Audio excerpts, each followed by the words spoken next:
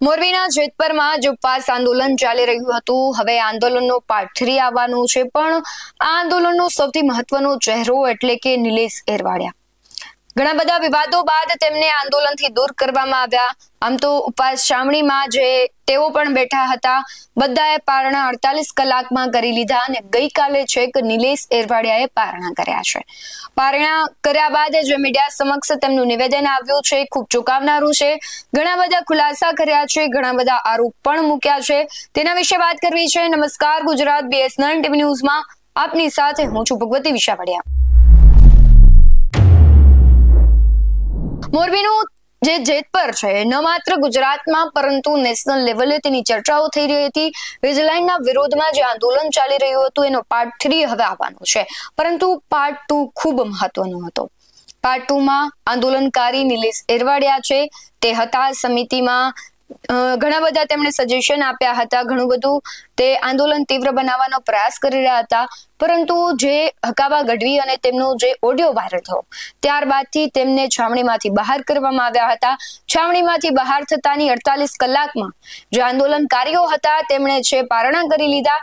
નિલેશ એરવાડિયા હતા હોસ્પિટલમાં, ખાનગી હોસ્પિટલમાં તે દાખલ હતા. ત્યાંથી ઘરે આવ્યા બાદ તેમણે ગઈકાલે પારણા કર્યા છે. આ પારણા બાદ તેમણે ઘણા બધા ખુલાસા કર્યા છે, ઘણા બધા આક્ષેપો કર્યા છે. તેમણે કહ્યું કે હું છાવણીમાંથી બહાર થાવ અને 48 કલાકમાં જ કેમ પારણા કરી લેવામાં આવે છે. એમણે કહ્યું હતું કે હું આંદોલનનો ખૂબ મુખ્ય ચહેરો હતો. મને શંકા હતી કે આ આંદોલનને ટકાવી રાખવા માટે હું સક્ષમ છું, બીજા લોકો છે ક્યાંક નબળા પડે છે. અને સાથે તેમણે કહ્યું છે કે જો પાર્ટ 3 માં સમિતિ મારો સમાવેશ કરશે તો હું સમિતિને સપોર્ટ કરીશ. અને ઘણા બધા સમિતિના લોકો છે સ્ટેજ પરથી જે ભાષણ આપી રહ્યા છે તેના પર પણ તેમણે આક્ષેપ કર્યો છે, તેમને પણ તેમણે કટાક્ષ કર્યો છે. શું કહી રહ્યા છે નિલેશ એરવાડિયા તેના પર નજર કરીએ. મોરબી જિલ્લાના આખા જિલ્લાના ખેડૂતો આવેલા છે, મારા બધા મિત્રો આવેલા છે, મારા સ્નેહીજનો આવેલા છે અને યુવાનો આવેલા છે.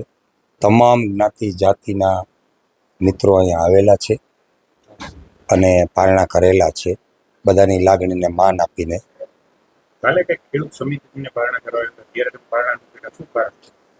કાલ રોજ સમિતિના જેતપર ખેડૂત સમિતિના સભ્યો બધા આવ્યા હતા પારણા કરાવવા હોસ્પિટલમાં. પરંતુ મારી ક્યાંક ને ક્યાંક લાગણી દુભાણી હતી કે સ્ટેજ ઉપરથી એક મિત્રએ વિવાદાસ્પદ નિવેદન આપેલું હતું અને લાગણી દુભાય એવા શબ્દ પ્રયોગ કર્યો હતો. એટલે થોડું દિલમાં લાગી આવ્યું કે 1 મહિનાથી જે જગ્યાએ આપણે તપ કર્યું છે, મહેનત કરી છે, ખેડૂતો માટે લડત કરી છે અને ત્યાંથી કાંઈ દુઃખ થાય એવા શબ્દોનું વર્ણન થાય તો સ્વાભાવિકપણે દિલ ઉપર લાગી આવે. તો મને થોડું, હું લાગણીશીલ માણસ છું અને આશાવાદી છું, તો મને થોડું વધારે લાગી આવ્યું હતું. એટલે મેં પારણા કરવાની કાલે ના પાડી હતી.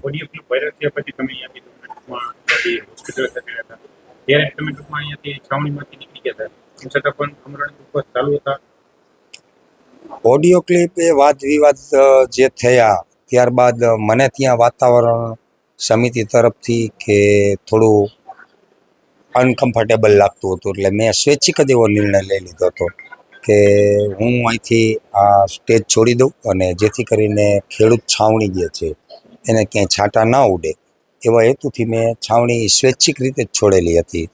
અને ત્યારબાદ હું હોસ્પિટલમાં ઇન્ડોરથી હતો, ICUમાં, ત્યાંથી મને જનરલ રૂમમાં લેવામાં આવ્યો અને આમળાના ઉપવાસ મારા રેગ્યુલર ચાલુ હતા.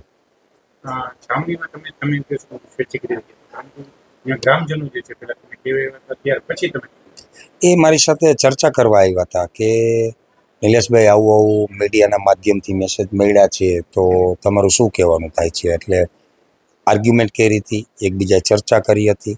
પરંતુ હું પહેલેથી જ કન્વિન્સ હતો કે મારા હિસાબે હું પહેલેથી મારું એ જીવન છે કે મારા હિસાબે સામેની વ્યક્તિને તકલીફ આપતો નથી. તો આ તો ખેડૂતોનો પ્રશ્ન હતો, હજારો નહીં, લાખો નહીં, પણ કરોડો ખેડૂતોની આશા લઈને અને એની હું આગેવાની લઈને જ્યારે નીકળ્યો હોય તો મારે મેચ્યોર રહેવું પડે કે ભાઈ મારા હિસાબે જો ક્યાંય તકલીફ થતી હોય તો મારે ખસી જવામાં હિતાવહ છે. ખેડૂત સમિતિ દ્વારા પાર્ટ 2 જે છે આમાં ઉપવાસ પૂરું કરી પાર્ટ 3 ની શરૂઆત કરે છે, આ બાબતે શું? સારી બાબત કહેવાય. હું તો પહેલેથી ખેડૂતો માટે લડું છું. દિલ્હી ટીકરી બોર્ડરે પણ 4.5 મહિના રોકાયેલો છું. 2.5 વર્ષ દિલ્હીમાં પણ આંદોલન કરેલું છે. અહીંયા જેતપુર છાવણી હતી એમાં પહેલા દિવસથી જોડાયેલો છું અને તન મન ને ધનથી જોડાયેલો છું સ્વૈચ્છિક, કે જેતપુરમાં મારું કશું જ નથી છતાંય હું જેતપુરમાં દિલથી જોડાયેલો હતો અને એક રામની ખિસકોલી બનીને જે એક આંદોલનમાં ભૂમિકા ભજવવી પડે એવી મેં વફાદારીથી નિષ્ઠાપૂર્ણ ભૂમિકા ભજવી છે.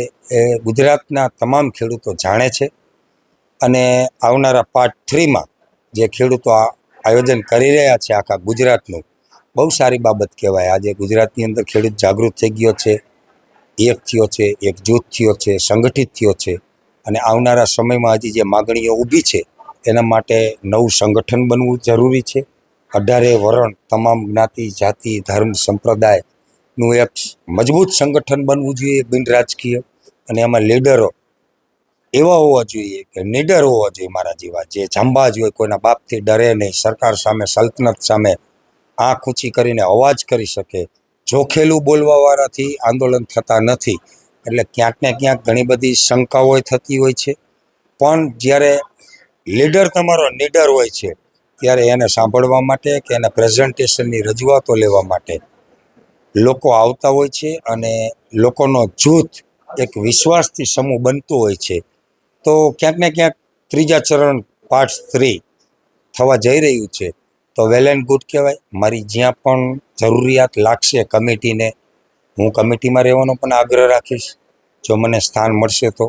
અને જો સ્થાન નહીં મળે અને કમિટી પોતે કાંઈ નિર્ણય કરશે અને કમિટી પાર્ટ 3 ચાલુ કરશે તો એમાં પણ હું મારી ભૂમિકા નિષ્ઠાપૂર્વક ભજવીશ. આમાં તમે એમ કહો છો લીડર હોવા જોઈએ, આમાં કોઈ લીડર નહોતા એવું લાગે છે તમને? મારી દ્રષ્ટિએ પહેલા દિવસથી જ ક્યાંક ને ક્યાંક જોખીને બોલવું, સરકારનો વિરોધ નહીં કરવો, નેતાઓનો વિરોધ નહીં કરવો, આ બધા સૂચનો ક્યાંક ને ક્યાંક એવું દર્શાવે છે કે કોઈના ડાયરેક્શન નીચે અથવા તો કોઈનું કીધું કરીને અથવા તો કોઈને બદનામ ન કરવા એવા હેતુથી જ ખાલી આપણે આંદોલન કરવું અને આપણી માગણીઓ ખાલી લઈને મૌન થઈને માર્મિક ભાષામાં બોલવું. તો આંદોલનની વ્યાખ્યા જે હોય છે કે આંદોલન અસરકારક થાય એને આંદોલન કહેવાય.